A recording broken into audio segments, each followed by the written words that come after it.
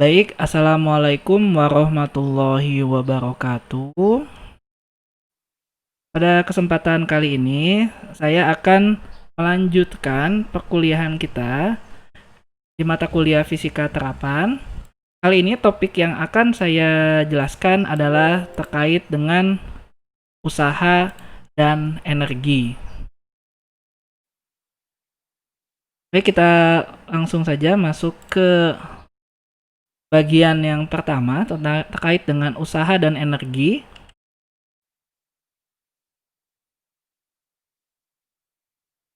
Jadi, usaha dan energi ini merupakan salah satu konsep yang sangat penting dalam fisika.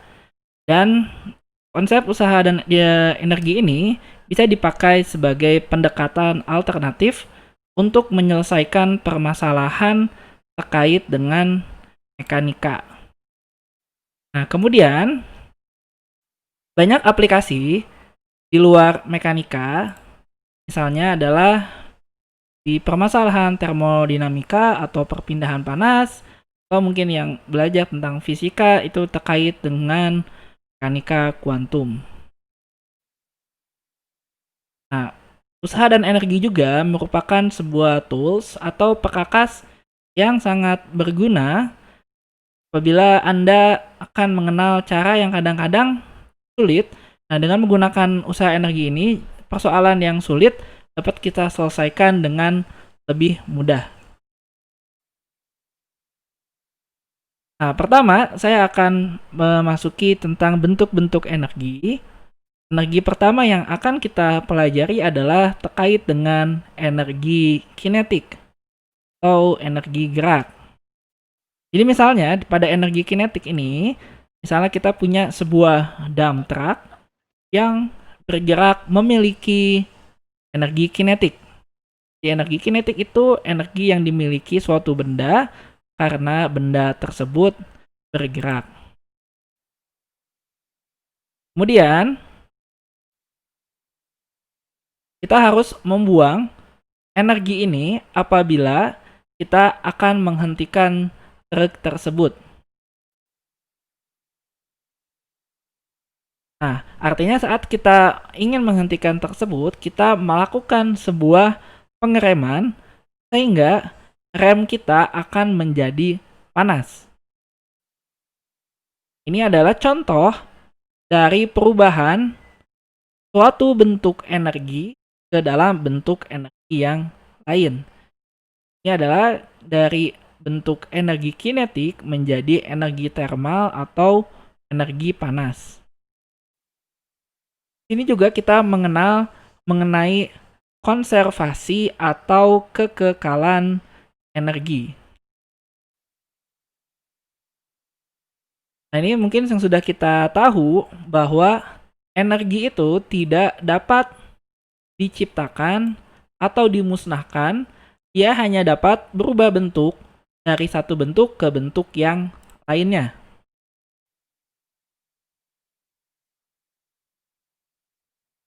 Nah, kita katakan energi adalah kekal. Hal ini benar apabila ini untuk suatu sistem yang terisolasi. Itu contohnya adalah ketika kita misalnya ingin menghentikan kendaraan, kita akan menginjak rem. Nah, energi kinetik dari mobil itu akan diubah menjadi panas oleh gesekan pada rem. Dan energi total pada sistem, artinya kalau ini truk, ya misalnya mobil atau truk, rem, jalan, dan atmosfer itu tetap. Artinya ini adalah sistem yang terisolasi. Nah, sedangkan energi dari mobil itu sendiri, ya dia tidak kekal. Dia berkurang karena adanya pengereman. Jadi sekali lagi, hukum kekekalan energi atau konservasi energi ini dia berlaku khususnya adalah untuk suatu sistem yang terisolasi. Kita tidak meninjau benda itu secara parsial, tapi kita tinjau suatu sistem yang besarnya. Baik, kita lanjutkan di sini.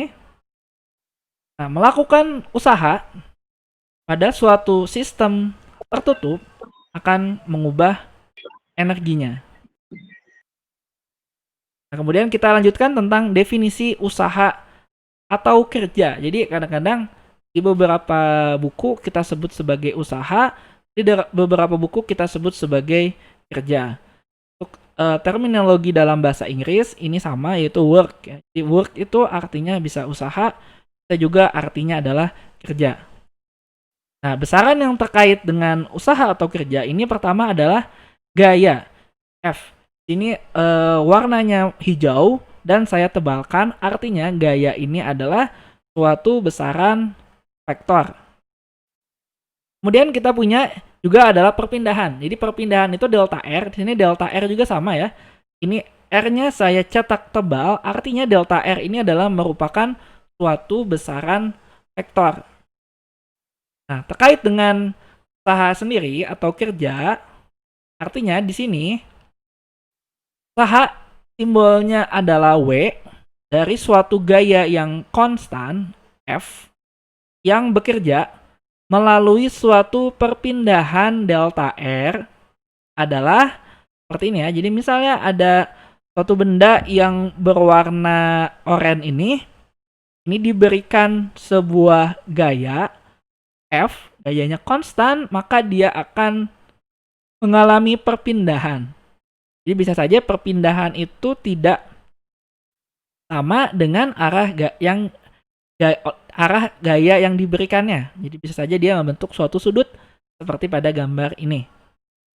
Sehingga usaha sendiri atau kerja itu didefinisikan sebagai gaya didotkan dengan perpindahannya, atau ini merupakan dot product dari dua buah vektor, yaitu vektor gaya dan vektor perpindahan.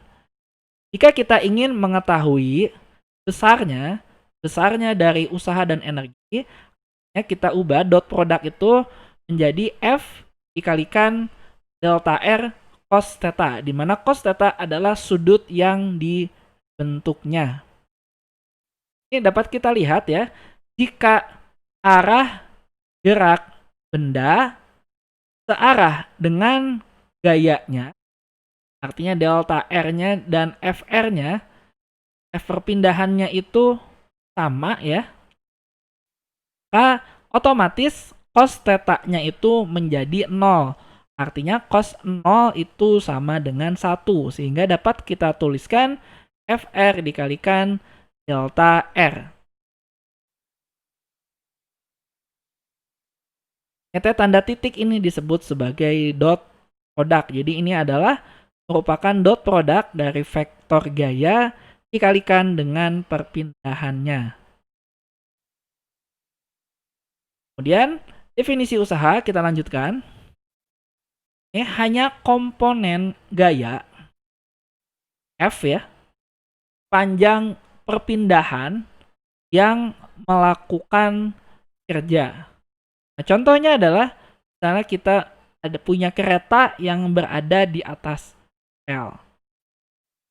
Ya, hanya si kereta itu, misalnya dia kereta ini bergerak ya, dia mengalami gaya dan dia berpindah sejauh delta R, ya, hanya komponen sepanjang perpindahan saja yang melakukan kerja.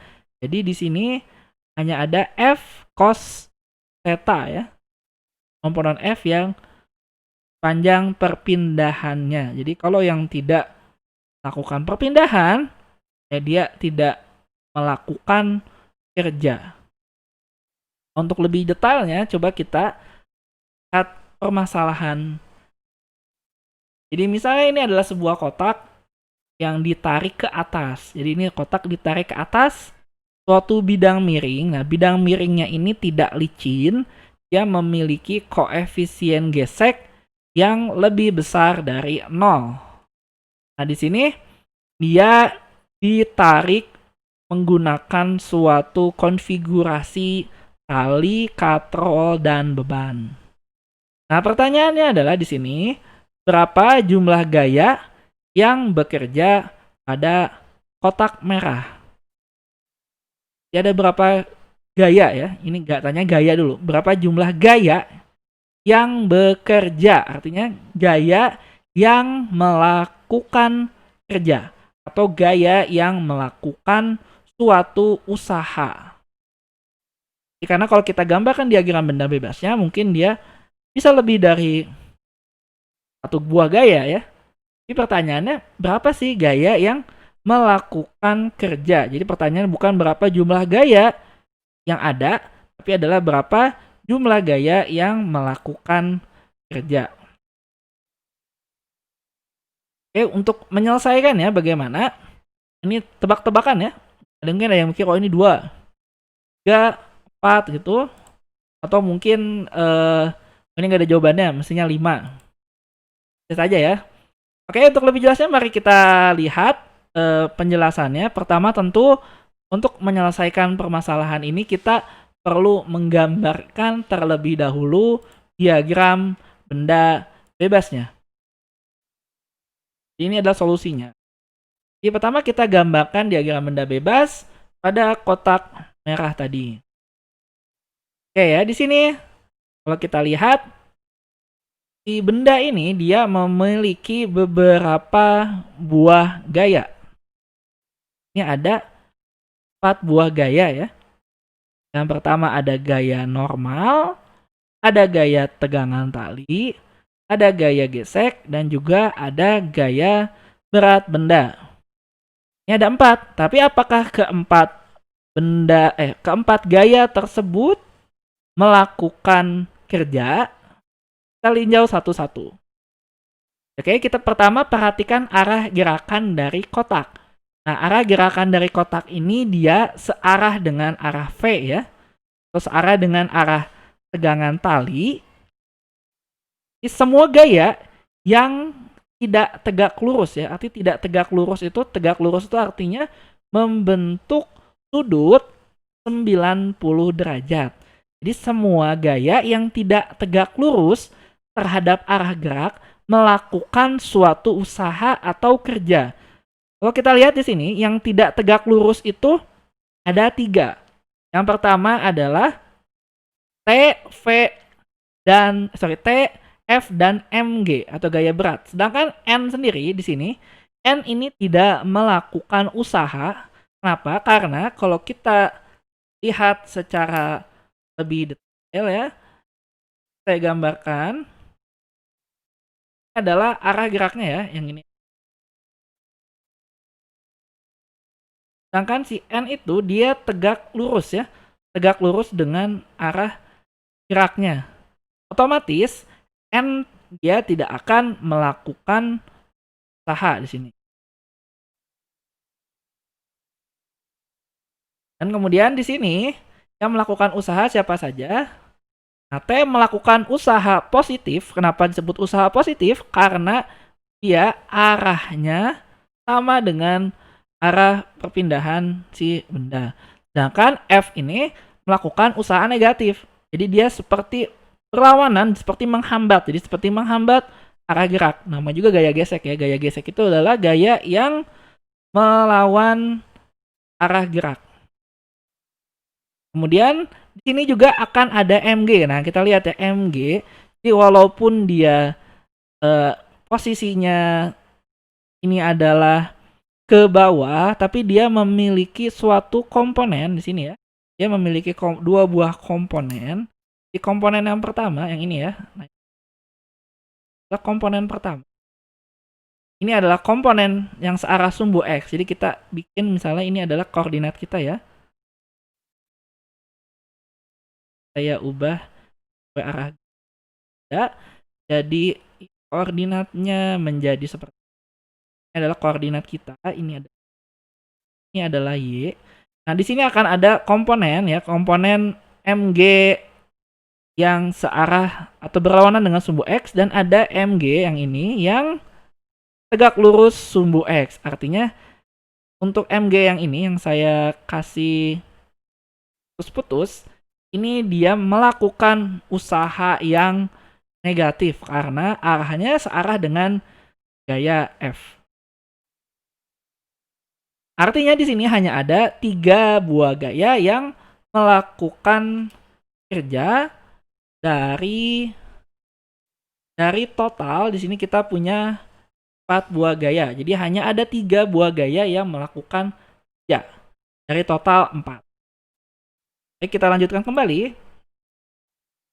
Nah, ini untuk satuan terkait dengan usaha atau kerja, karena secara tadi definisinya adalah usaha adalah gaya dikalikan dengan jarak atau dengan perpindahan. Kita tahu bahwa gaya itu memiliki satuan Newton dan jarak itu satuannya meter. Kemudian kita lihat ini secara dimensi ya. Jadi M itu adalah dimensi massa. Newton itu artinya adalah dimensi massa dikalikan dimensi panjang L dibagi dengan dimensi waktu kuadrat.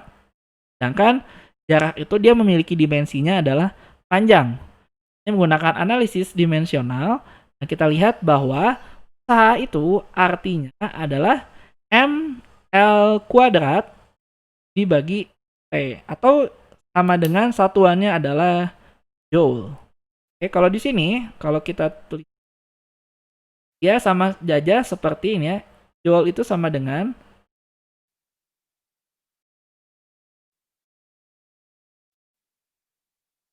ini, joule itu akan sama dengan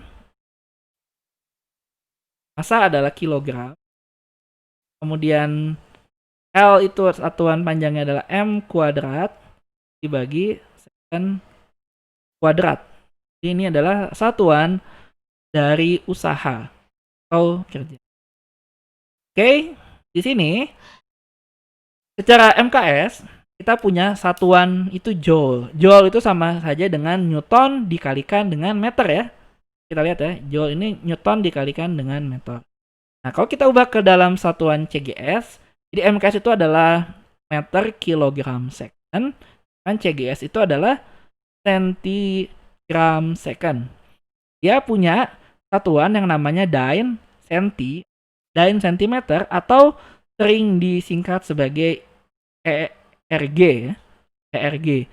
Jadi Newton joule itu adalah satuan MKS. Nah, sedangkan untuk CGS-nya adalah ERG. Di mana kita kalau ingin melakukan konversi dari joule ke ERG, artinya kita kalikan dengan 10 dibagi dengan 10 pangkat minus 7 ya. Atau dikalikan dengan 10 pangkat 7. Jadi kalau kita punya 1 joule di sini ya. Kita punya 1 joule, maka dalam ERG kita akan punya 1 kali 10 pangkat 7 ERG.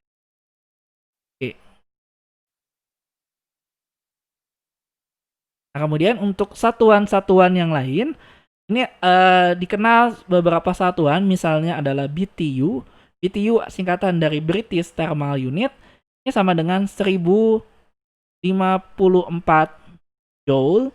Kemudian kita kenal juga yang namanya kalori. Ini adalah 4,184 joule. Kemudian ada foot pound 1,356 joule. Dan ada yang namanya electron volt 1,6 dikali 10 pangkat minus 19 joule. Ini adalah satuan-satuan yang berkaitan dengan usaha atau kerja. Oke, kita akan lanjutkan tentang bahasan kita. Nah, oke, di sini kita punya sebuah contoh soal dapat dilihat ya di layar. Misalnya ada sebuah gaya F besarnya adalah 10 Newton. Ini dipakai untuk mendorong sebuah kotak yang melewati suatu lantai yang licin. Sehingga dia didorong ya, kotak itu didorong. Jadi awalnya posisinya adalah di sebelah kiri. Dia menjadi berpindah sejauh delta X. Di mana delta X-nya itu adalah 5 meter. Laju kotak sebelum didorong adalah V1. Dan setelah didorong menjadi V2.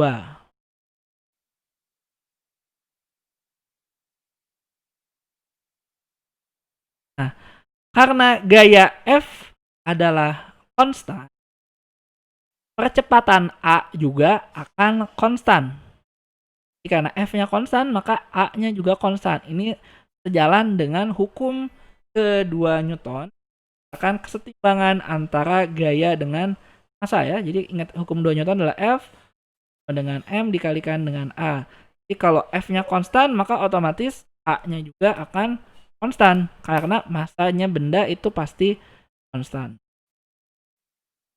Nah, sehingga kita dapat menggunakan suatu persamaan kinematika yang sudah kita pelajari, itu V2 kuadrat dikurangi V1 kuadrat itu sama dengan 2 dikalikan A dikalikan dengan delta X, di mana delta X-nya adalah X2 minus X1 atau dapat kita tuliskan 2A dikalikan dengan delta X. Nah, kemudian kita kalikan masing-masing ruas dengan setengah M. Ya, ruas yang kiri kita akan punya setengah MV2 kuadrat dikurangi setengah MV1 kuadrat. Dan di ruas sebelah kanan akan sama dengan M dikalikan dengan A dikalikan dengan delta X. Dan kita ingat bahwa F itu sama dengan A dikalikan dengan percepatan. Sehingga M kali A ya, M kali A di sebelah kita berubah menjadi F ya. Ya, setengah MV kuadrat V2 kuadrat dikurangi setengah MV1 kuadrat itu sama dengan F dikalikan dengan delta X. Lihat ya, ini adalah ilustrasinya, ilustrasi dari gambarnya. Mungkin di sini akan ada yang menyadari bahwa ya F kali delta X apa ya? Kali delta X itu sama dengan usaha atau kerja. Sehingga di sini kita dapat lanjutkan ya. Jadi setengah MV2 kuadrat dikurangi setengah MV1 kuadrat itu sama dengan F kali delta X atau sama dengan WF ya. Artinya adalah kerja yang dilakukan oleh gaya F. Dan kita definisikan bahwa energi kinetik dengan simbolnya adalah K itu sama dengan setengah MV kuadrat. Sehingga artinya dari persamaan yang atas ya, itu artinya energi kinetik 2 atau energi kinetik akhir dikurangi energi kinetik awal itu sama dengan usaha dari si F ya. Sehingga dapat kita tuliskan bahwa usaha atau kerja itu merupakan perubahan energi kinetik. Nah, ini adalah teorema usaha energi yang pertama. Jadi harus dipahami bahwa di sini kita punya relasi ya, kita punya relasi antara kerja dengan perubahan energi kinetik. Sekali lagi bahwa usaha atau kerja itu sama dengan perubahan energi kinetiknya. Jadi ini ya sudah saya jelaskan. Kita tahu bahwa artinya di sini total usaha yang dilakukan pada benda atau W netnya ya. Kalau kalian sering belanja online mungkin tanya netnya berapa? Netnya itu artinya totalnya ya. Totalnya berapa? Itu artinya adalah sama dengan perubahan energi kinetik dari si benda tersebut. Itu ya. Yang dimana delta K itu sama dengan setengah MV2 kuadrat dikurangi setengah MV1 kuadrat.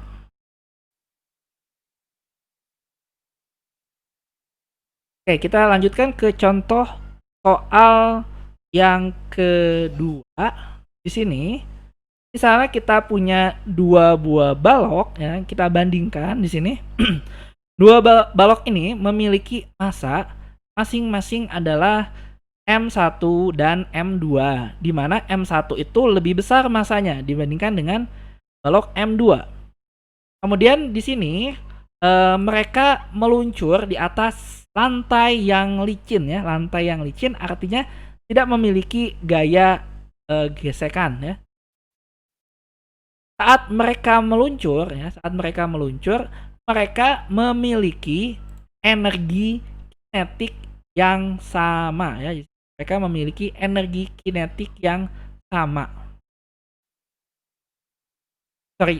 Dan mereka mempunyai energi kinetik yang sama ketika mereka sampai. Jadi artinya di sini saat yang licin sampai ke suatu bidang yang kasar, jadi itu energi kinetiknya. Lantai yang licin sampai menjelang mereka masuk ke lantai yang kasar ya, itu mereka memiliki energi kinetik yang sama. Nah, kemudian mereka menempuh suatu bidang datar yang kasar di mana mu-nya lebih besar dari 0. Sehingga karena bidang datar ini kasar, tentu akan memperlambat gerak mereka hingga berhenti. Nah, pertanyaannya adalah benda mana yang akan bergerak lebih jauh sebelum berhenti? Apakah benda M1 yang masanya lebih besar, ataukah benda M2 yang masanya itu lebih kecil, atau mereka menempuh jarak yang sama? Oke, coba kita analisis di sini ya. Di sini kita memiliki yang pertama adalah energi kinetik awal yang sama dan memiliki massa yang berbeda. Kalau kita lihat di sini, ketika benda berhenti, maka kecepatan bendanya itu akan sama dengan 0. Jadi mau benda 1 mau benda 2, kecepatannya itu pasti akan 0 karena dia berhenti. Dan di sini kita gunakan tadi teorema energi kinetik yang pertama yang menyatakan bahwa W net itu sama dengan perubahan energi kinetiknya. Oke. Dan kita tahu bahwa energi kinetiknya itu energi yang akan mempengaruhi tentu adalah massa si bendanya. Oke, kita lihat pembahasannya di sini.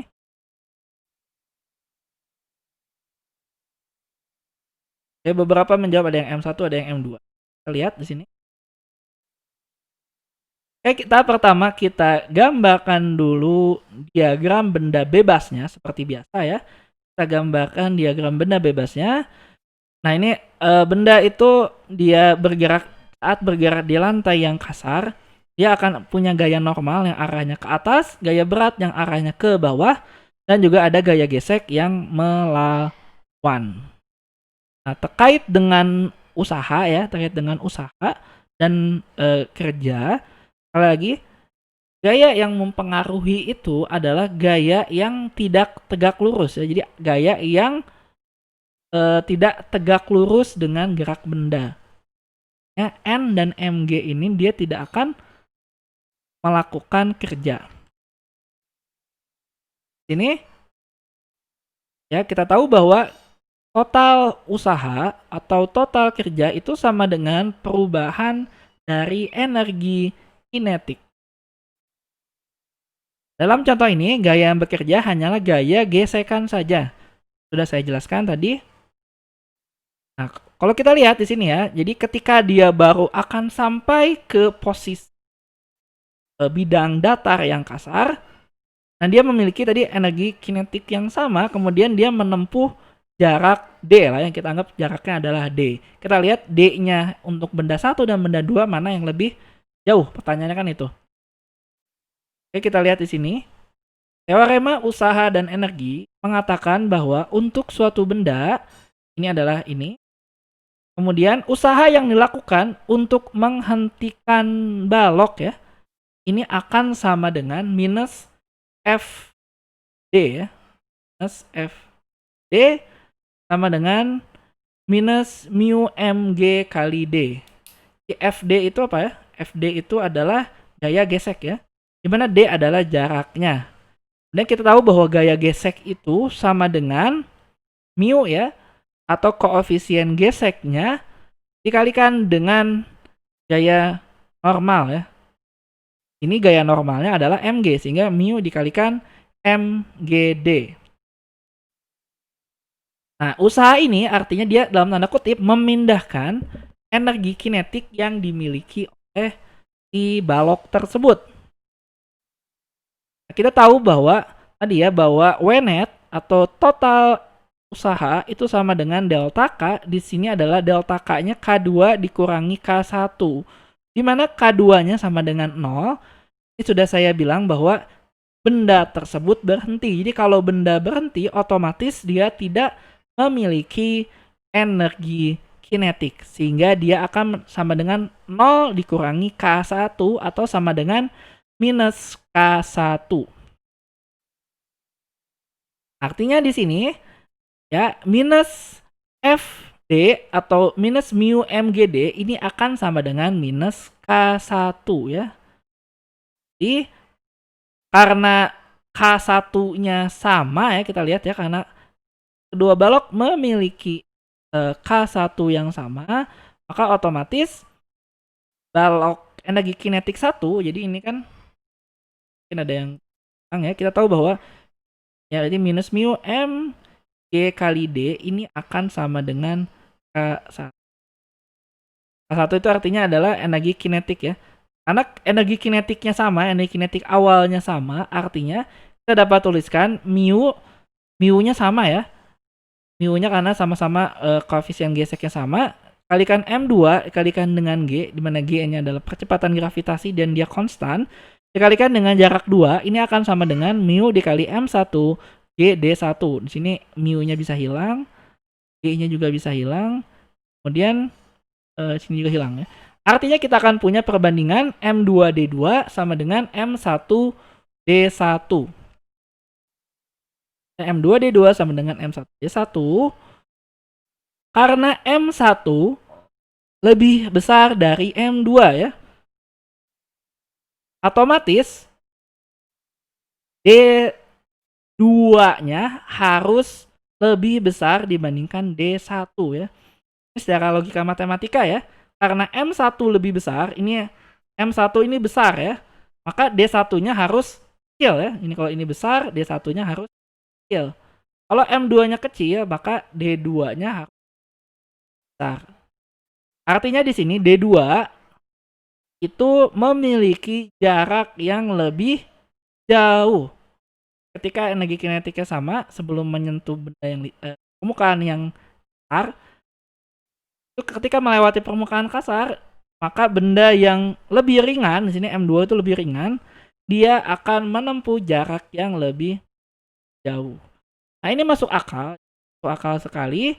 Contohnya saja, misalnya analogi ya, kalau misalnya kalian mendorong suatu benda yang berat, contohnya kalian punya benda berat, kalian coba dorong gitu ya, dorong dengan gaya yang sama gitu dengan benda yang enteng. Tentu benda yang enteng itu akan lebih jauh berpindah dibandingkan benda yang lebih berat. Logikanya seperti itu. Ya, artinya M2 yang akan menempuh jarak lebih. Ini jawabannya Maulana ya yang benar. Tidak apa-apa salah karena juga dalam proses belajar. Oke, di sini kita lanjutkan kembali. Nah, misalnya tadi kan kita hanya melihat ketika usaha itu dilakukan oleh satu buah gaya saja, misalnya didorong oleh satu buah tenaga gitu ya. Nah, bagaimana kalau ternyata ada beberapa gaya yang bekerja? Contohnya adalah bisa saja kalian bareng-bareng ya, misalnya kalian di workshop alat berat itu ada apa saja yang alat beratnya? Ya, ada ekskavator ya situ. Coba kalian dorong ya sama-sama. Artinya kan itu dilakukan usahanya dilakukan oleh beberapa gaya ya, tidak oleh satu orang saja. Nah, artinya kita perlu mencari total gaya yang bekerja. Ini kita jumlahkan dulu secara vektor. Jadi kalau gayanya searah semua otomatis ya tinggal ditambahkan. Tapi kalau arahnya berbeda-beda, kita harus mencari kemana arah F-net-nya. Dan tentu namanya berpindah ya, kalau bendanya satu ya, kalau bendanya satu sekali lagi. Ini nggak mungkin dia ada yang ke kiri, ada yang ke kanan ya. Pasti arahnya satu saja. Kayak dorong mobil ya. Pasti ya kalau dorong gitu dia akan bergesernya satu arah saja ke depan gitu kan. Gak mungkin tiba-tiba ada yang bagian yang ke kiri, ada yang ke kanan. Itu artinya mobilnya kebagi dua ya. Nah, usaha yang dilakukan oleh tiap gaya di sini, nah ini ilustrasinya ya. Misalnya ada dua buah gaya yang arahnya berlawanan, artinya kita perlu mencari F-net-nya. Net-nya, kemudian kita melihat arah perpindahannya. Arah perpindahannya. Tadi sesuai dengan dengan definisi awal tentang usaha dan energi, tentang usaha ya atau kerja tadi, bahwa usaha itu sama dengan dot produk dari gaya dikalikan dengan perpindahan. Ya, ini kalau ada dua buah gaya, kita punya F1 dot delta R dan F2 dot delta R. Artinya kita tinggal jumlahkan saja ya, ini penjumlahan secara vektor. Artinya F total dikalikan dengan delta R. Ini kalau dia membentuk sudut, maka ini jadi F total delta R cos theta ya, untuk mengetahui besarnya usaha yang dilakukan. Oke, saya punya kasus berikutnya. Adalah kasus truk tergelincir. Ini ada jilid 3. Kayaknya saya sudah pernah kasih jilid 1 dan jilid 2. Mungkin kalian tidak sadar. Ini adalah soal yang ketiga.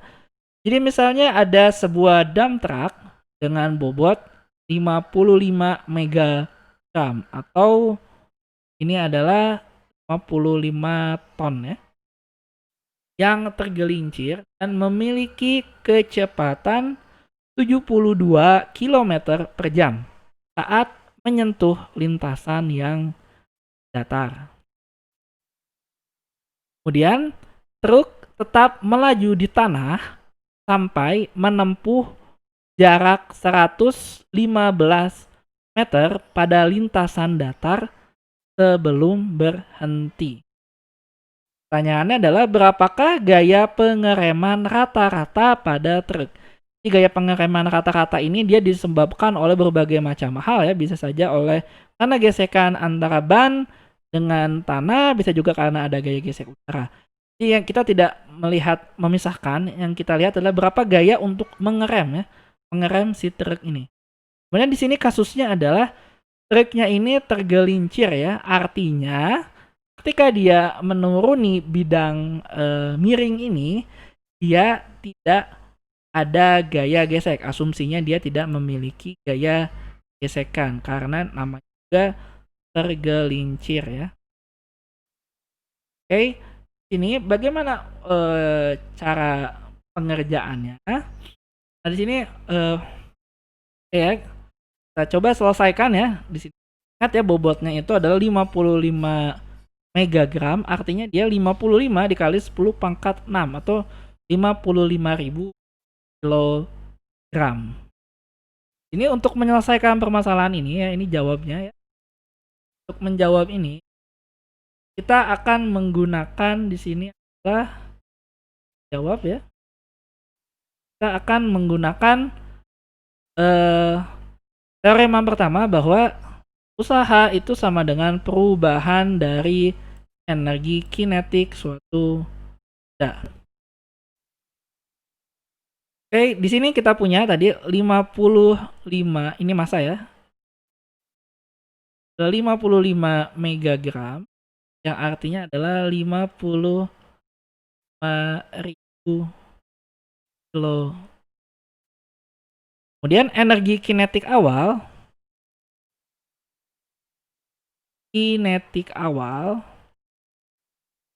atau kita tulis adalah K1 ya. K1 ini akan sama dengan setengah dikalikan dengan massa bendanya dikalikan dengan V 1 kuadrat. Sedangkan energi kinetik akhirnya dia akan sama dengan 0 ya. Kenapa? Karena truknya itu diam. Kemudian yang kita cari adalah gaya pengereman. Di sini ada gaya pengereman. Ini dia arahnya berlawanan ya. Berlawanan dengan perpindahannya.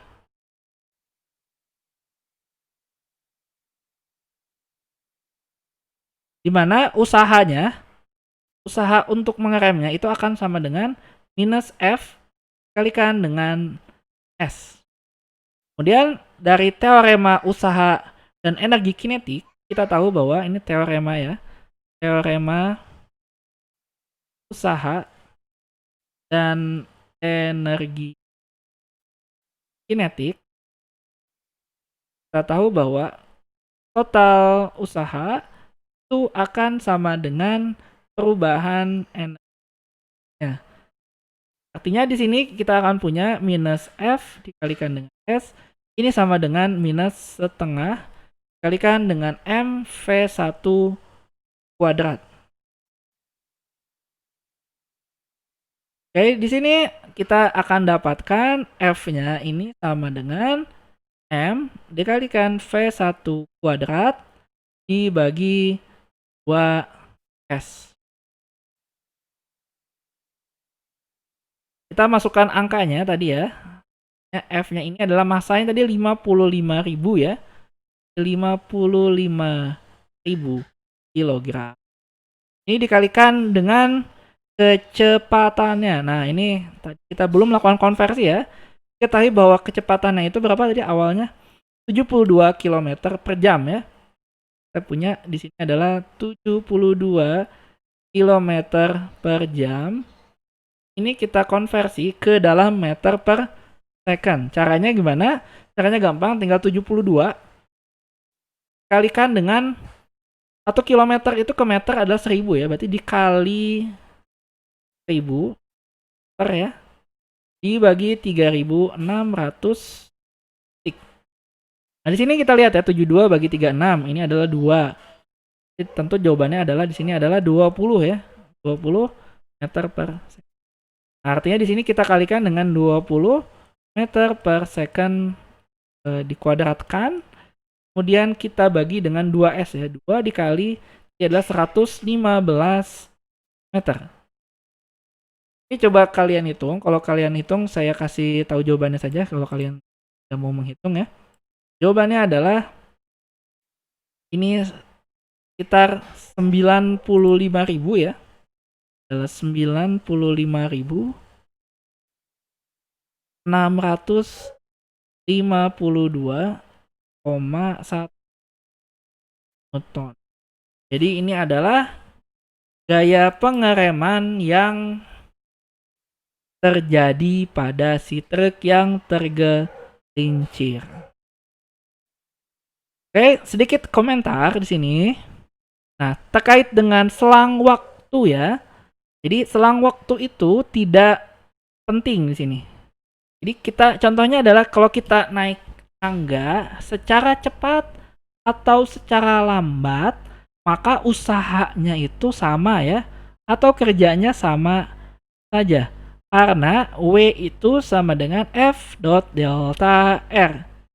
Nah, cuman memang kalau secara tubuh manusia kita merasa lebih capek ya. Tapi kalau secara fisika usahanya sama saja. Kemudian komentar yang kedua yang perlu kalian perhatikan di sini adalah tidak ada usaha. Jadi terkait dengan tidak ada usaha itu artinya usahanya itu akan sama dengan 0 jika F-nya sama dengan 0 ya. Jadi kalau tidak ada gaya yang mendorong, tentu usahanya akan sama dengan 0. Atau 0 juga apabila dia tidak berpindah. Jadi mau kalian dorong dengan gaya yang besar, tapi dia tidak berpindah, itu maka usahanya adalah 0. Makanya dulu ketika saya kuliah ada sedikit jokes ya. Jadi kalau kamu dorong suatu benda dan benda itu tidak berpindah, tidak bergerak, artinya kamu cuman gaya doang gitu. Cuman gaya doang, jadi tanpa ada pindahan ya. Jadi tidak melakukan usahanya, cuman gaya doang. Atau di sini yang ketiga adalah dia tidak akan ada usaha sama dengan 0 jika cara gaya dengan perpindahannya itu membentuk sudut 90 derajat atau saling tegak lurus. Ya. Ini sedikit komentar tambahannya.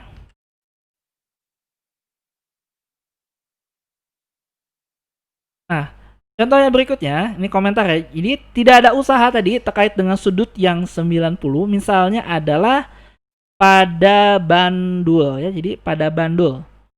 Jadi pada bandul sini dia akan ada tegangan tali ya, tegangan tali yang arahnya selalu ke pusat dan dia bergerak dengan V ya. Ini seperti gerak melingkar tapi dia tidak melingkar satu putaran penuh. Nah, ini tidak ada usaha oleh tegangan tali. Jadi tegangan tali di sini tidak melakukan usaha. Tidak ada usaha oleh tegangan tali. Usahanya tentu dilakukan oleh gaya berat benda. Kemudian pada kasus benda menuruni bidang miring, ini juga sama, tidak ada usaha oleh gaya normal ya. Jadi tidak ada usaha oleh gaya normal. Jadi bisa saja suatu benda itu kalau kita gambarkan diagram benda bebasnya, itu dia terdiri dari lebih dari satu buah gaya, tapi tidak semua gaya itu melakukan usaha atau ya. Contoh yang berikutnya adalah ini yang kadang-kadang kayak mind blowing atau jadi misalnya kalian tahu ya forklift ya, di workshop alat berat juga ada ya. Setelah kita mengangkat box benda yang berat ya, forklift itu kan biasanya sering dipakai di warehouse ya untuk ngangkat apa sih barang-barang ya, barang-barang berat. Nah, kalau yang enteng untuk pakai kuli ya atau pakai tenaga manusia. Nah, misalnya untuk yang berat-berat ini dengan forklift diangkat ke atas ya, vertikal ke atas dengan suatu kecepatan konstan. Ingat, kecepatannya adalah konstan. Ini ilustrasinya seperti pada gambar di sebelah kanan. Misalnya angkat box ya dari posisi awal sejauh delta R. Nah, ini adalah kecepatannya konstan. Nah, seperti yang sudah kita tahu bahwa apabila kecepatan suatu benda itu konstan, ya, jadi kalau kecepatan benda konstan, maka percepatan benda itu akan sama dengan 0. Ini kita dapat lihat di sini. Pertama-tama kita lihat hitung usaha oleh gaya gravitasi. Jadi di sini hanya ada dua buah gaya ya. Yang pertama adalah gaya gravitasi yang ke bawah dan gaya angkat oleh si liftnya itu yang ke atas. Oke, untuk gaya gravitasi dia adalah mg dot delta R. Di sini dia negatif ya. Karena apa? Karena arah G itu kan ke bawah ya. Jadi dia minus mg delta R. Kemudian kita sekarang hitung usaha yang dilakukan oleh liftnya. Dia mengangkat ke atas. Kalau kita lihat dia adalah F lift dikalikan dengan delta R ya. F lift dikalikan dengan delta R. Nah, lanjutannya, artinya di sini kita punya dua buah usaha ya. Usaha yang dilakukan oleh gaya gravitasi yang mg delta R dan juga usaha yang dilakukan oleh F lift yang sama dengan delta R. Usaha yang dilakukan oleh lift. Nah, tetapi usaha totalnya ini sekali lagi usaha totalnya ya, totalnya. Ini bukan usaha yang dilakukan oleh liftnya, tapi usaha totalnya itu sama dengan W lift ya, usaha yang dilakukan oleh lift ditambah dengan usaha yang dilakukan oleh gaya gravitasi. Kalau kita tuliskan secara matematikanya, ini adalah yang persamaan di atas dikurangi persamaan di bawah dikurangi persamaan di atas ya. F lift delta R dikurangi MG delta R. Ini seperti ini. Nah, kemudian kita tahu bahwa ya, karena kecepatannya konstan, kecepatan konstan itu artinya kecepatan awal dan kecepatan akhir itu sama. Artinya tidak ada perubahan energi kinetik. Jadi, total usahanya itu akan sama dengan 0. Karena delta K-nya itu sama dengan 0. Karena V-nya itu adalah konstan. Sekali lagi ya, usaha totalnya itu sama dengan 0. Tapi usaha yang dilakukan oleh lift itu sama dengan F lift dikalikan dengan delta R. Ini ingat aja, ini adalah usaha totalnya ya, usaha total. Nah, tadi ini terkait dengan mengangkat box dengan forklift ini, kita tahu bahwa W itu sama dengan delta K atau usaha itu sama dengan perubahan energi kinetik. Jadi usaha total itu sama dengan perubahan energi kinetik benda. Ya, karena kasus ini V-nya konstan, maka delta K-nya juga akan 0 sehingga W-nya juga harus 0. Artinya W totalnya itu harus sama dengan 0. Nah, artinya di sini gaya yang dilakukan oleh lift sama dengan gaya berat benda. Jadi F lift ini akan sama dengan mg. Artinya ya, kalau kalian punya forklift, nanti adalah terkait dengan daya ya. Terkait dengan daya.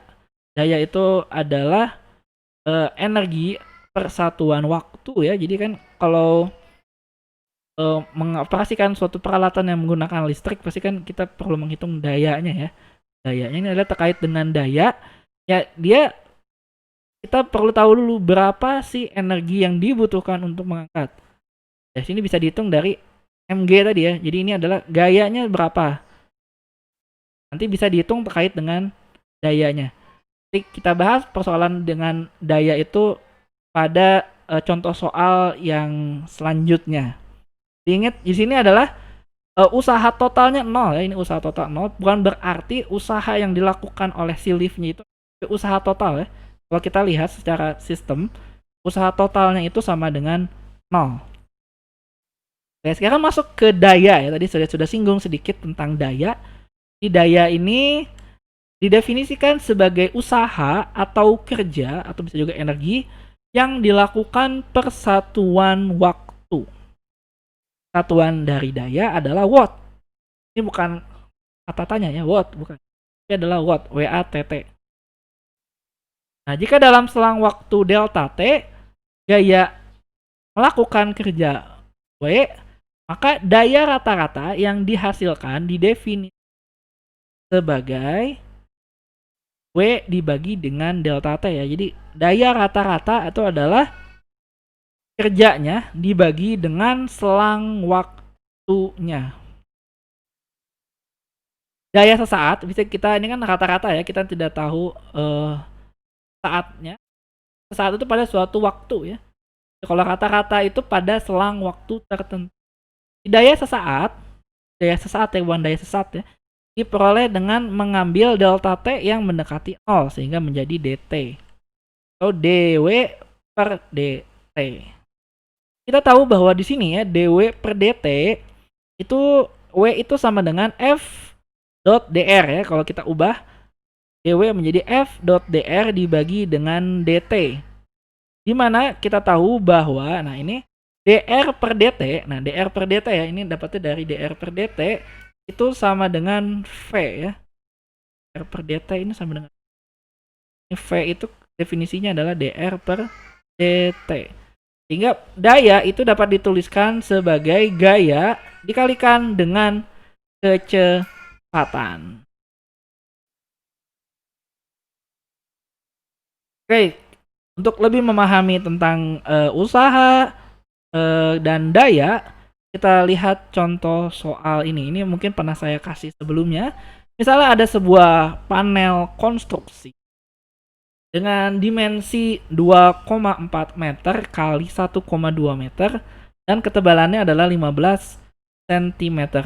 Nah, ini terbuat dari beton yang diperkuat atau reinforced concrete dengan batang baja sedemikian rupa sehingga kepadatan rata-rata material, atau ini adalah density ya, ini sering disimbolkan sebagai rho atau massa jenis material, adalah 3000 kg per meter kubik. Nah, pertanyaannya adalah berapakah gaya yang diberikan oleh crane untuk mengangkat panel sampai ke ya, berapa gaya yang diberikan oleh crane untuk mengangkat panel ya. Pertama itu ya, berapa gayanya. Yang kedua adalah berapa kerja. Nah, ini kerja yang dilakukan oleh crane untuk mengangkat panel sampai ketinggian 42 meter. Kemudian seberapa lama waktu yang dibutuhkan untuk mengangkat panel jika kecepatan rata-rata ya pengangkatan adalah 0,25 meter per second. Kemudian berapa daya yang dihasilkan. Kemudian jika mesin listrik, misalnya ini dioperasikan dengan menggunakan tenaga listrik ya, ini mempunyai efisiensinya hanya 70% saja. Nah, berapakah daya yang dibutuhkan untuk mengangkat panel? Ini total berapa nih? Ada 1, 2, 3, 4, 5 pertanyaan. Oke, kita jawab satu persatu ya. Pertama adalah berapa gaya yang diberikan oleh crane untuk mengangkat panel ya. Ini berapakah gayanya? Jadi yang pertama ini, kalau kita lihat, pertama kita harus hitung dulu total masanya ya.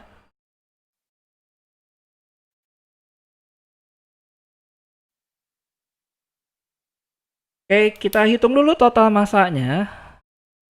Kita kan belum tahu masanya ya. Masanya itu ini sama dengan density-nya. Ya, density dikalikan dengan volume ya.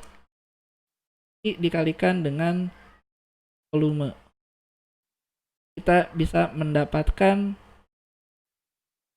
ya. Ini density dikalikan dengan volume.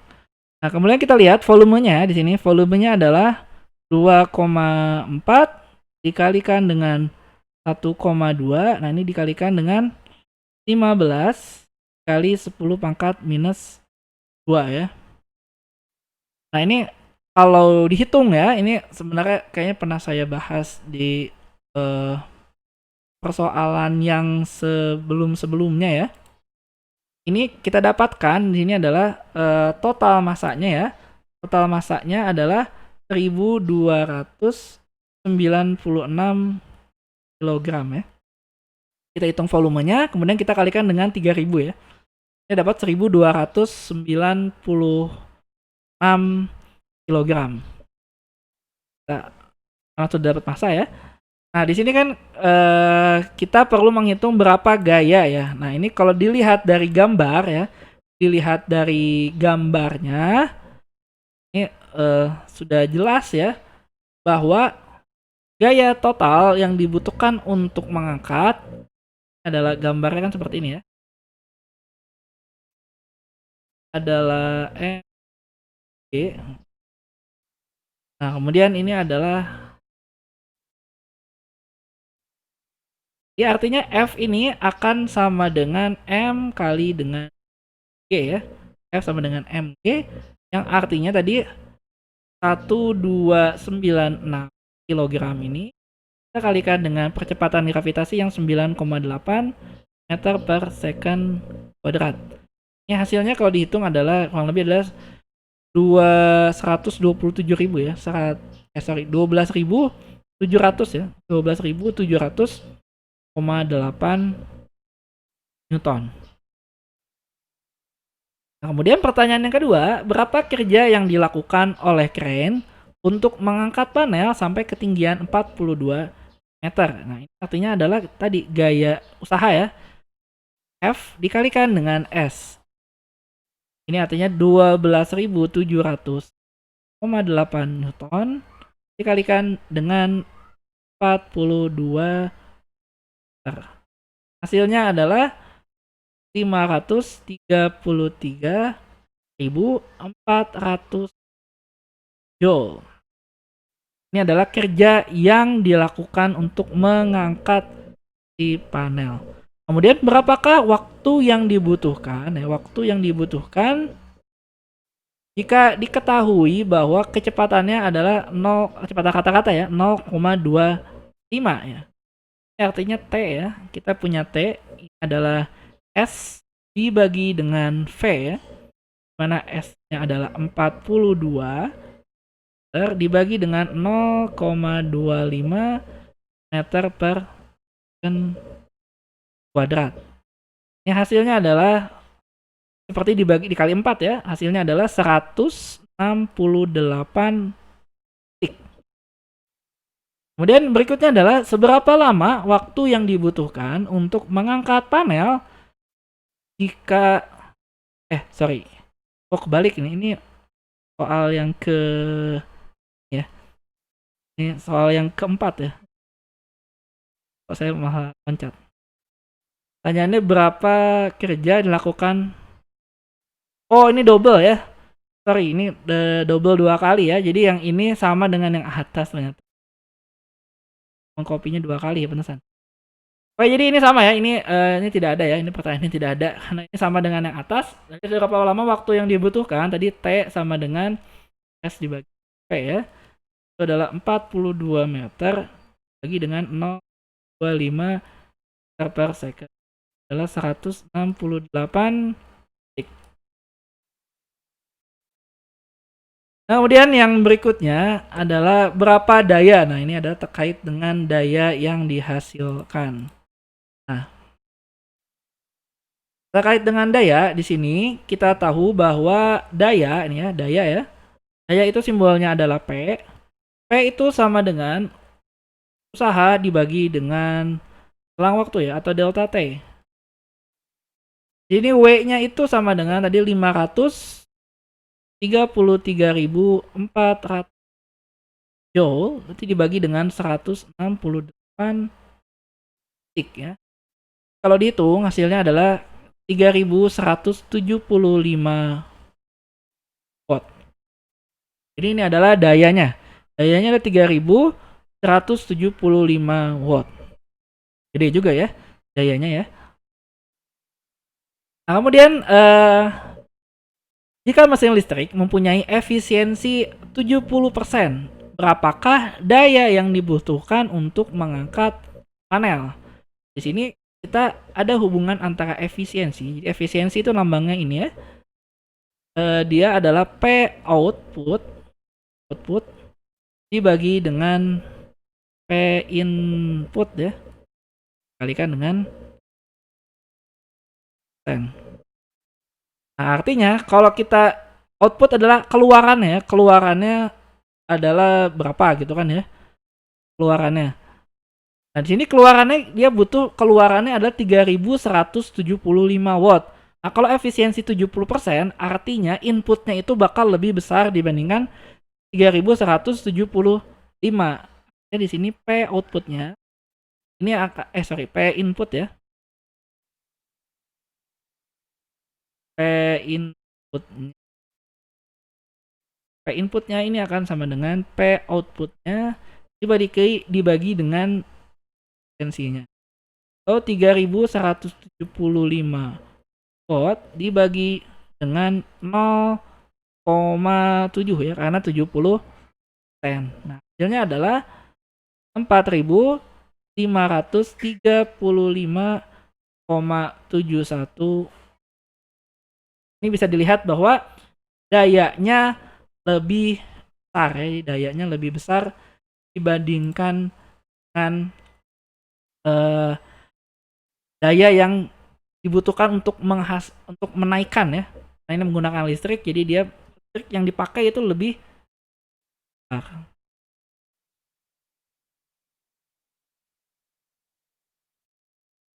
Oke, di sini coba kita lihat.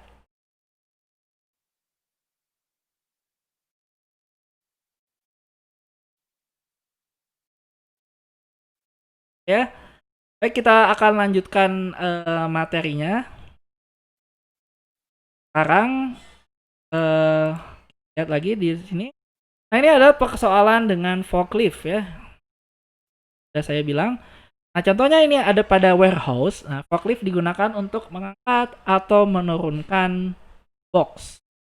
Nah, forklift ini tentunya memiliki batasan ya, memiliki batasan maksimum beban yang dapat diangkut, sehingga kita perlu tahu ya berapa gaya yang bekerja pada forknya. Nah, jika massa box A ya, misalnya ini ditumpuk ya, massa box A adalah 150 kg dan massa box B-nya adalah 100 kg. Nah, pertanyaan yang pertama adalah berapa besar gaya yang diberikan oleh forklift pada box A jika box diangkat dengan kecepatan konstan 0,1 meter per second. Kemudian berapa daya rata-rata yang dihasilkan. Nah, kemudian jika efisiensi motor listrik yang digunakan adalah 80%, berapa input daya yang dibutuhkan untuk menaikkan box. Kemudian berapa kWh ya atau energi yang dibutuhkan jika forklift ini bekerja non-stop selama 4 jam. Ada 4 pertanyaan ya. Ada 4 pertanyaan terkait dengan permasalahan forklift. Kita coba selesaikan di sini. Ya, kita selesaikan satu ya. Yang pertama adalah berapa besar gaya yang diberikan oleh forklift pada box A jika box angkat dengan kecepatan konstan 0,1 meter per second ya. Ini pertanyaan yang pertama. Ini kelihatannya rumit ya, mungkin ya. Tapi tenang saja, ini sebenarnya tidak sulit untuk mengerjakannya. Oke, kita coba selesaikan.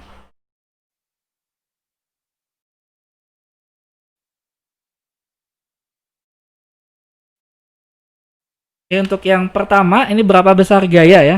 Ini kan artinya kita harus tahu total gaya yang ada di atas si forknya. Itu tentu adalah massa box A dan massa si B ya di sini.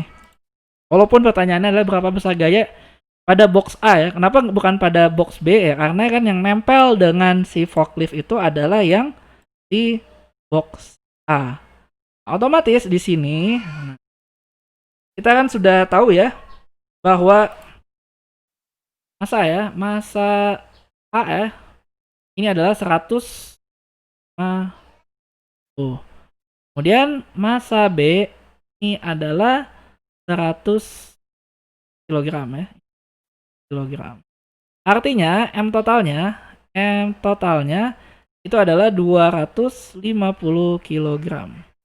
Dan F-nya untuk mengangkat si balok A ya, tentu adalah 250 kg. Ini totalnya ya, dikalikan dengan percepatan gravitasi, yaitu 9,8 meter per second.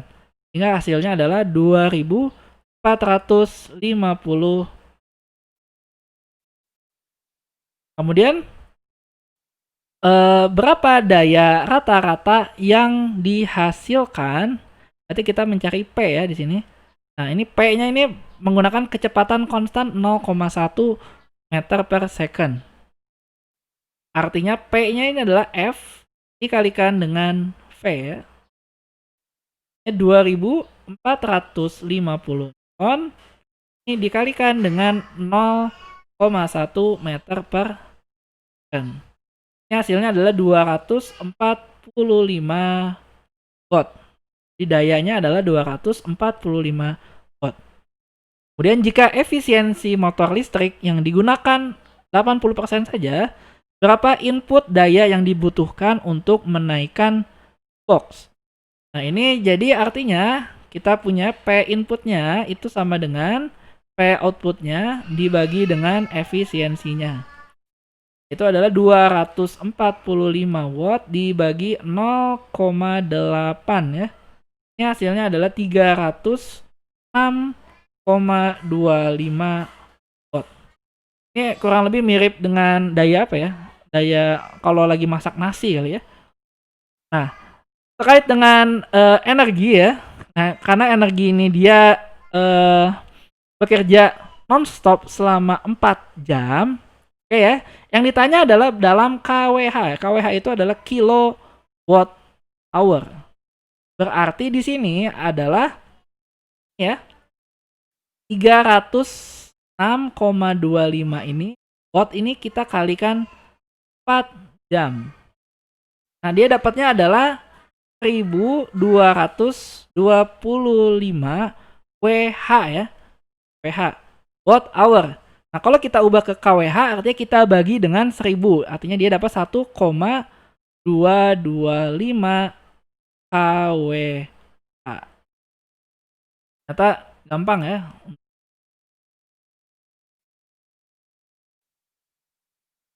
Tidak terlalu sulit.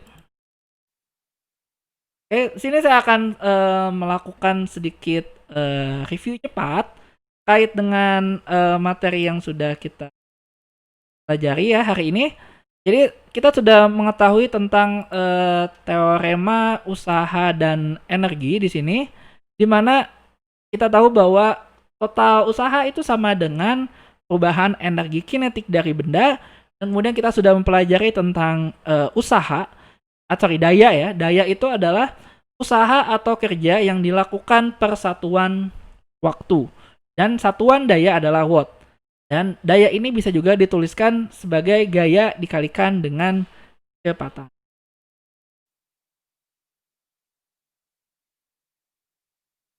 Nah, selanjutnya saya akan menjelaskan tentang gaya konservatif dan non-konservatif. Ini jika kerja ya yang dilakukan tidak bergantung pada lintasan yang ditempuh. Jadi ada suatu kerja yang dia tidak dipengaruhi oleh lintasan. Itu artinya gayanya adalah gaya konservatif. Sedangkan kalau dia dipengaruhi, maka dia non-konservatif. Contoh dari gaya konservatif adalah gaya gravitasi dan gaya pegas. Nah, contohnya adalah gaya gravitasi ya. Misalnya kita menjatuhkan benda gitu ya dari atas ke bawah. Nah, dia tidak dipengaruhi oleh bentuk lintasannya. Begitu juga dengan pegas. Sedangkan kalau gaya non-konservatif, contohnya adalah gaya gesekan pada lantai, tentu semakin jauh lintasan yang ditempuh, maka tentu akan semakin besar usaha ya. Usaha yang kita lakukan. Jadi usahanya itu akan sebanding dengan panjang lintasan. Nah, ini adalah untuk gaya yang non-konservatif. Jadi kita lihat dulu terkait dengan gaya konservatif. Contohnya adalah suatu benda yang jatuh ya. Ini kita ingin mengetahui berapa laju suatu benda setelah jatuh sejauh H ya. Asumsikan mula-mula dalam keadaan diam. Nah, ini persoalan ini sebenarnya sudah dapat diselesaikan dengan kinematika biasa ya. Kita akan tahu nanti V ini akan sama dengan akar 2DH sebenarnya. Ini sudah mungkin pernah dibahas ya sama Bu Tatun terkait dengan gerak jatuh bebas. Ini sama seperti gerak jatuh bebas. Tapi di sini kita akan tinjau dalam kerangka usaha dan energi ya. Oke, kita lihat di sini. Dia akan ada usaha yang disebabkan oleh gaya gravitasi. Di mana ya gaya gravitasi itu adalah mg dan dia negatif ya, minus mg delta r cos theta. Nah, di sini nilai H-nya itu sama dengan delta R ya. Nilai H itu sama dengan delta R. Di sini karena delta R itu dia negatif ya. Namanya delta itu adalah posisi akhir dikurangi dengan posisi awal. Nyatanya namanya delta itu akhir dikurangi awal. Karena posisi akhirnya itu di tanah, otomatis dia ketinggiannya 0 ya. Sehingga nanti dia 0 dikurangi suatu benda, suatu angka gitu ya, hasilnya adalah negatif. Maka kita tuliskan jadi MGH ya. Ini adalah WG, artinya usaha yang disebabkan oleh gaya gravitasi itu sama dengan M kali G kali dengan H. Mana H itu adalah ketinggian benda. Nah, teorema usaha terkait dengan energi kinetik menyatakan bahwa total usaha itu sama dengan perubahan energi kinetiknya. Artinya MGH ini akan sama dengan setengah MV kuadrat. Sehingga V-nya akan sama dengan akar 2GH. Ini bisa juga diselesaikan dengan kinematika biasa. Selanjutnya ini masih lebih detail terkait dengan usaha oleh gaya gravitasi. Jadi bisa saja ya, si lintasannya itu dia tidak lurus ya. Lintasannya tidak lurus, tapi dia agak menyerong ya. Jadi delta R-nya itu dia tidak lurus, tapi dia miring dan membentuk suatu sudut misalnya theta. Sedangkan ketinggiannya tetap ya, ini minus delta Y ya. Dapat kita tuliskan ini adalah Mg delta R cos theta. Kemudian kita tahu bahwa Mg adalah delta Y ya. Mg delta Y karena ini minus ya, minus delta Y ya. Mg delta Y. Nah, di sini WG-nya ini tetap sama dengan Mg delta Y ya. Jadi dia tidak menjadi delta R ya.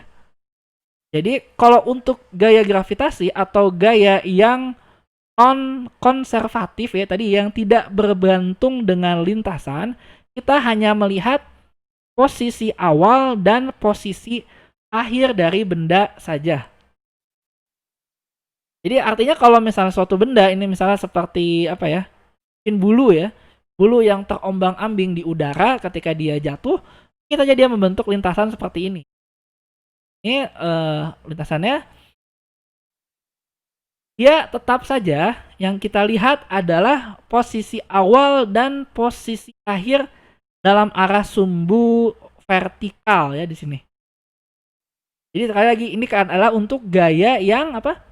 Non konservatif. Hanya adalah usaha yang dilakukan oleh gaya gravitasi. Jadi bukan oleh gaya gesekan ya. Ini asumsinya di sini tidak ada arah.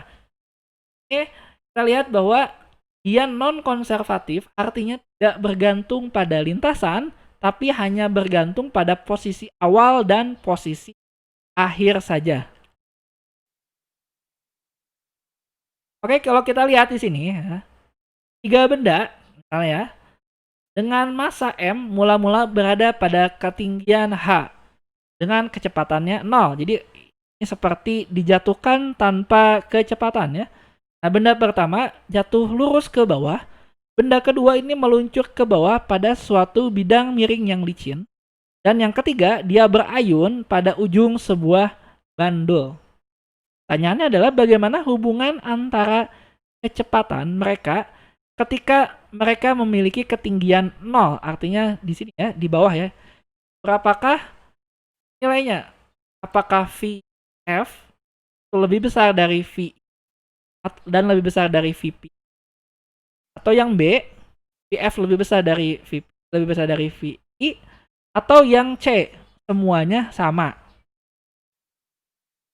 Kira-kira manakah yang benar ya di sini? Kita menebak. Ini kita lagi membahas apa? Kita sedang membahas terkait dengan gaya non konservatif. Contohnya adalah gaya gravitasi ya. Gaya gravitasi ini tadi sekali lagi, usaha yang disebabkan oleh gaya gravitasi itu tidak bergantung kepada lintasan. Jadi hanya bergantung pada posisi awal dan posisi akhir saja. Ya otomatis kalau kita punya permasalahan seperti ini, tentu jawabannya adalah yang C ya. Semuanya akan memiliki kecepatan yang sama ketika sampai di bawah. Itu kecepatannya adalah akar 2GH. Nah, kemudian ini terkait dengan gaya non-konservatif ya. Jadi kalau gaya konservatif itu adalah gaya Nah, ini adalah gaya non-konservatif, itu gesekan. Jadi dia bergantung kepada lintasannya. Misalkan kita mendorong sebuah kotak di lantai yang datar, massa kotak adalah M, dan koefisien gesekan kinetiknya adalah mu k, maka usaha yang dilakukan untuk mendorong kotak sejauh D diberikan oleh persamaan ini. Ini sudah kita bahas ya sebelumnya. Kalau untuk gaya non-konservatif. Artinya di sini, kalau seorang ya mendorong benda lurus saja dari posisi A ke posisi B ya. Kalau dia lurus saja melalui lintasan yang pertama, tentu usaha yang dilakukannya lebih kecil dibandingkan oleh orang yang memutar-mutar terlebih dahulu ya, ngedorong bendanya. Ya, usaha yang dilakukan dengan lintasan kedua ini ya lebih besar. Ini adalah untuk kasus gaya non-konservatif. Nah kan kalau kasus konservatif, contohnya adalah usaha yang dilakukan oleh gaya gravitasi, dia tidak bergantung pada lintasan, dia hanya bergantung kepada posisi awal dan posisi akhir saja.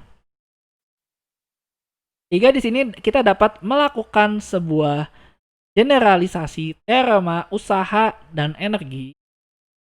Misalkan kita punya gaya total ya. Gaya total itu tadi gayanya itu terdiri dari Fc dan Fnc. Fc itu artinya F konservatif dan Fnc itu adalah gaya non konservatifnya. Ini adalah gaya totalnya.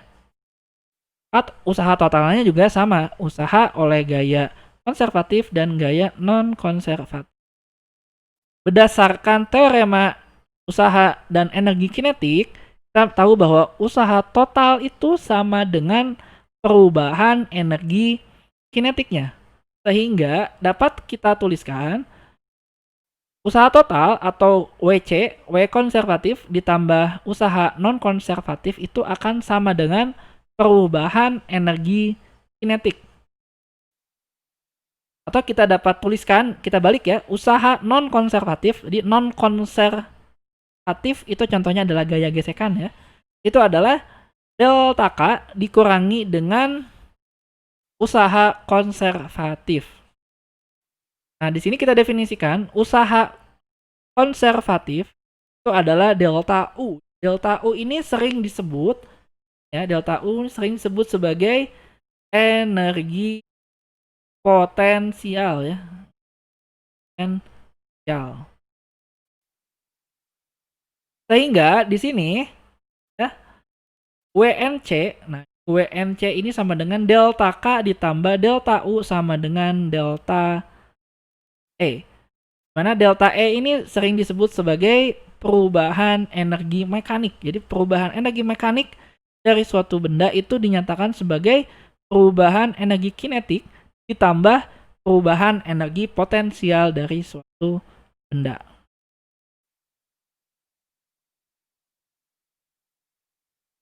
Dan ini sedikit komentarnya.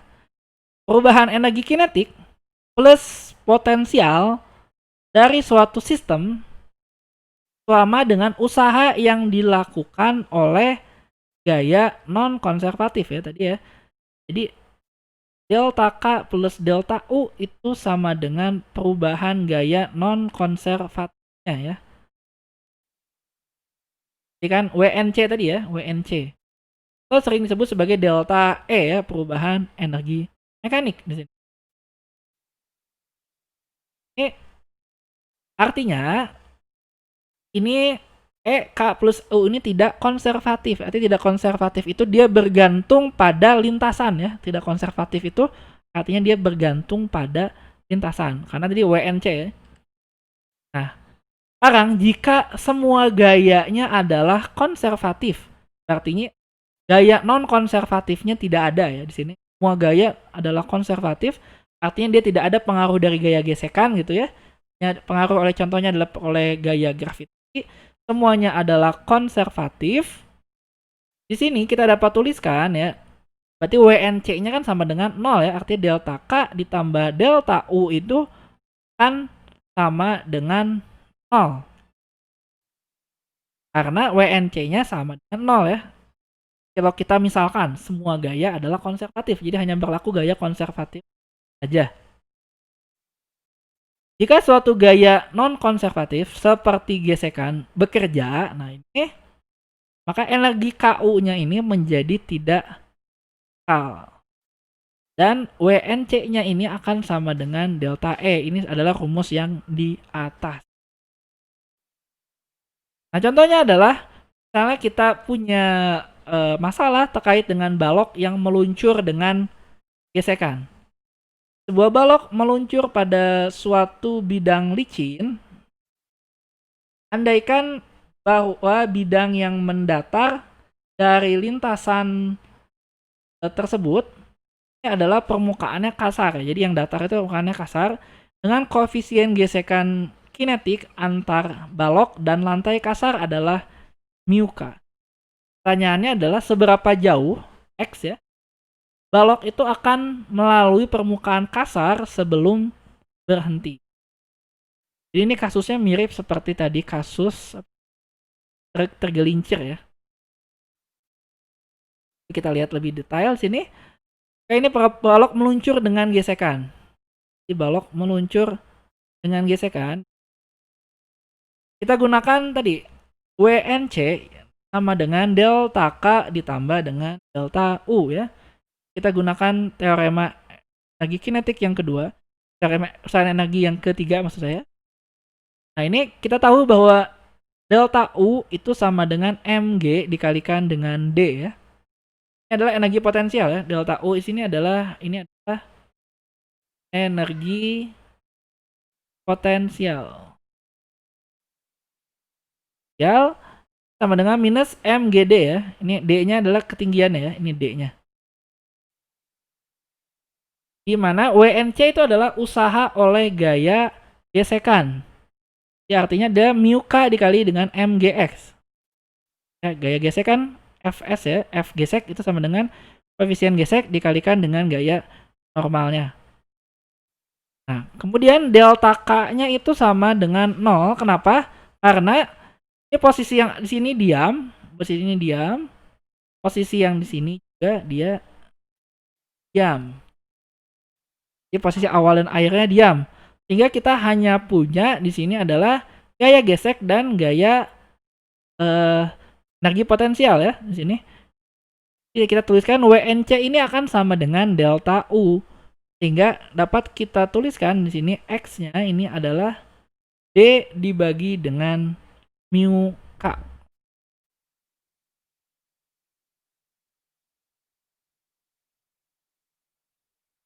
Oke, ini kasus yang terakhir.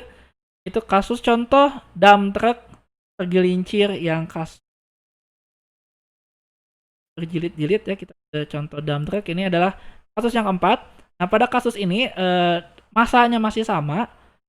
Nah, bedanya di sini dia tergelincir saat menuruni turunan ya. Turunan dengan kecepatan 18 km per jam. Jadi saat dia memiliki kecepatan awal di sini. Dia memiliki kecepatan awal 18 km per jam. Dan kemudian kemiringan bidang miringnya itu adalah 25 derajat. Namanya tergelincir, artinya dia tidak ada gesekan. Kemudian panjang lintasan miring dari mulai tergelincir adalah 60 meter. Artinya dia ketika kecepatan awal 18 dia tergelincir. Nah itu dia sudah menempuh jarak sejauh 60 meter. Kemudian jika panjang lintasan datar ya ini memiliki koefisien gesek kinetik antara ban dan tanah adalah 0,6.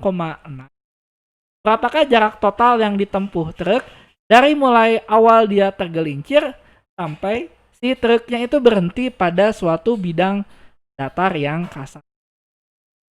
Nah, ini coba kita selesaikan ya terkait dengan permasalahan ini.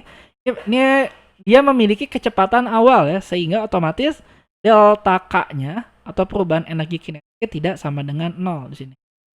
Nah, kita coba selesaikan permasalahan ini. Oke, kita selesaikan dengan menggunakan tadi teorema kekekalan energi ya. Di mana di sini adalah W non konservatif kan sama dengan delta K tambah dengan Kemudian di sini akan ada perubahan energi potensial ya. Akan ada perubahan energi potensial atau delta U ini sama dengan minus mgd. Nah, kita lihat di sini ya. D-nya itu anggap saja adalah yang ini ya. D ya. Adalah D. Dan panjang lintasannya misalnya ya dari sini ke sini ini adalah L ya. Ring ini adalah L. Ini dapat kita hubungkan bahwa D ini sama dengan L dikalikan dengan minus K ya. Kita balik lagi di sini. Sehingga untuk soal yang ini kita dapat tuliskan di MGD ini sama dengan minus MGL dikalikan dengan theta. Kemudian WNC ya, WNC ini adalah gaya non konservatif, yaitu adalah gaya gesekan. Ini sama dengan mu K dikalikan dengan M kali G dikalikan dengan X-nya ya. Dan delta K-nya adalah ya K2 minus K1. Karena K2-nya 0, dia dikurangi setengah MV kuadrat ya. Sehingga di sini kita akan memiliki persamaan yang non konservatif adalah minus K mg kali X akan sama dengan yang delta K-nya adalah minus setengah mv kuadrat. Kemudian kita punya mgl minus theta. Nah, di sini dapat kita lihat ya, ini semuanya ada massa ya. Berarti massanya bisa kita hilangkan. Kemudian kita masukkan di sini ya. Yang kita cari kan sebenarnya X ya. Kita lihat X-nya ya. X-nya itu dia akan sama dengan di sini adalah setengah P kuadrat. Kemudian di sini dikurang G ya. G kali L kali sin theta. Ini masih minus ya. Dibagi dengan mu K kali G ya. Mu K kali G. So, kalau kita ubah jadi X ya. Ini kita positifkan semuanya jadi setengah P kuadrat ditambah GL minus theta dibagi dengan mu K dikalikan dengan ini nilai V-nya ya. V-nya ini perlu kita konversi. Ini kan tadi diketahui V-nya itu sama dengan berapa? 18 ya. 18 meter per second ya. 18 meter per 18 km per jam ya. Ya, 18 km per jam ya. 18 km per jam ini perlu kita konversi ke dalam meter per second. Caranya ada 18 dikalikan dengan 1000 dibagi 3600 ya. Sini kan 18 bagi 36 ini 0,5 ya. Nah, berarti dia dapatnya adalah 50 ya. 5 ya. Ini ada 5 meter per second. Nah, sehingga X-nya ini adalah setengah dikalikan dengan 5 kuadrat ditambah G-nya adalah 9,8 dikalikan dengan L-nya. L-nya tadi adalah panjang lintasannya itu 60 ya. Panjang lintasannya itu 60 meter ya. Panjang lintasannya adalah 60 meter. Kemudian kita kalikan dengan sinus theta. Theta-nya adalah 25 derajat. Sinus 25 derajat. Kemudian kita bagi dengan mu K-nya adalah 0,6 ini dikalikan dengan 9,8 percepatan gravitasinya. Nah, ini totalnya ini kalau kita hitung X-nya kita dapatkan adalah 44,39 meter. Nah, belum selesai karena yang kita cari adalah total jarak dari mulai dia tergelincir. Artinya jarak di bidang miring ditambahkan jarak di bidang datar. Artinya jadi 60 ditambah ya totalnya ya. Maka totalnya itu akan sama dengan 60 ditambah ini 44,39, yaitu hasilnya adalah 104,39 meter ya. Jadi itu adalah hasil dari perhitungan kita dan sekaligus soal tadi adalah penutup dari kuliah kita hari ini ya. Jadi kuliah kita cukupkan sampai di sini saja. Terima kasih sudah menyimak penjelasan saya.